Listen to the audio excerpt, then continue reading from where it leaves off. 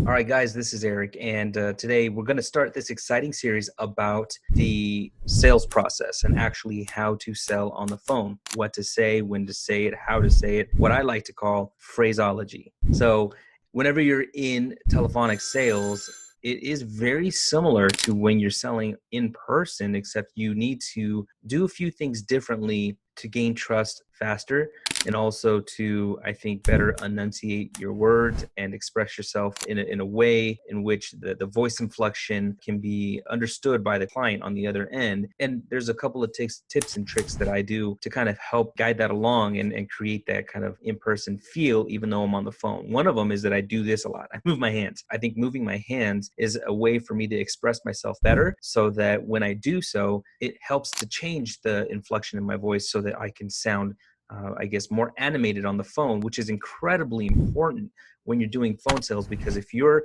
going to sound dull and monotone, and if you're basically just talking like this the whole time and saying, so part A is going to cover hospital insurance, part B is going to cover doctor and outpatient insurance. And, even if you sound polite and kind, if you don't have a different voice inflection in your voice, then they're going to basically fall asleep. They're going to tune out, or, unless you have someone who's incredibly highly motivated, that's probably the only times you're going to get a sale.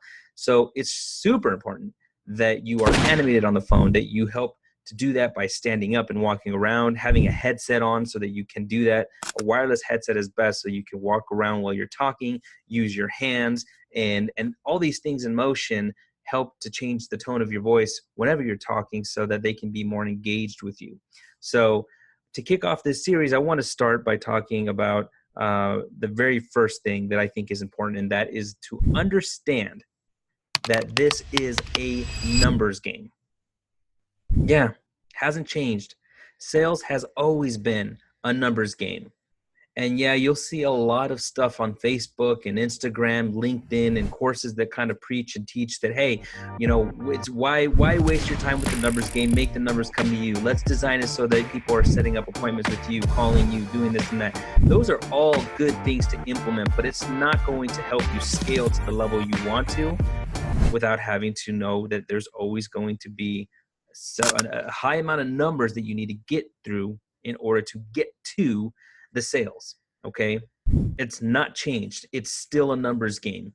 And so it's important to use different software and tools to help you get through those numbers faster. But at the end of the day, you still need to get through numbers in order to get to who you want to call. And that leads me to the next point, which is perseverance. Because if you know that you have to get through a certain amount of numbers in order to get to a sale, or a certain amount of numbers in order to have a conversation, well, that can be daunting, or it can be demotivating if you're calling and calling and calling and you've gotten through 100 phone calls and still haven't talked to somebody who has qualified or who will legit give you the time of day to have a conversation. That happens.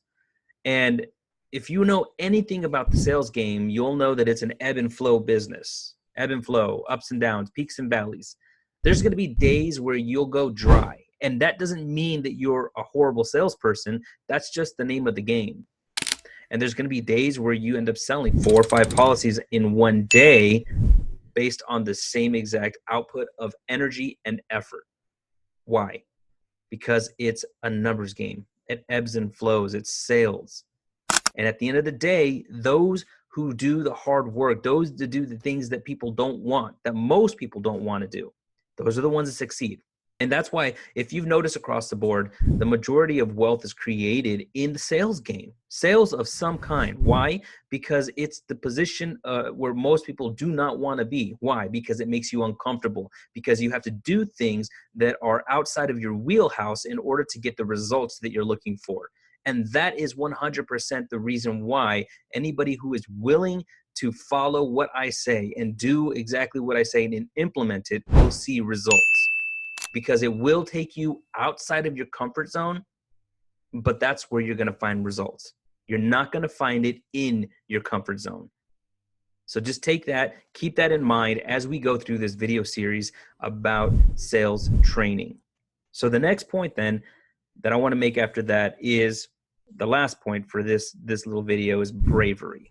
And so, yes, I mean that, bravery. Because in my opinion, it takes somebody who is brave to move outside of your comfort zone. It really does.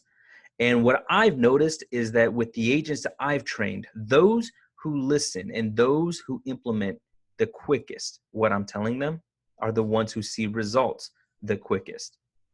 At the end of the day, it's a conversation that you're having with the client on the other end, but there's certain things that you need to say and ask and do, and there's certain things you need to avoid saying and asking and doing so that you can get those results that you want. So as long as you're willing to do what it takes and you're brave enough to do what it takes, you're going to find success. There's no doubt about it.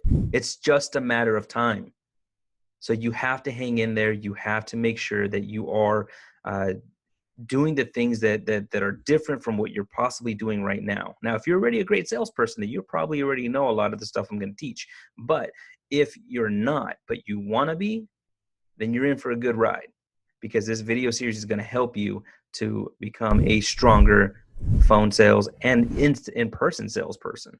So stay tuned. That's the first video I want to go over. Next one's coming up. I'll talk to you soon.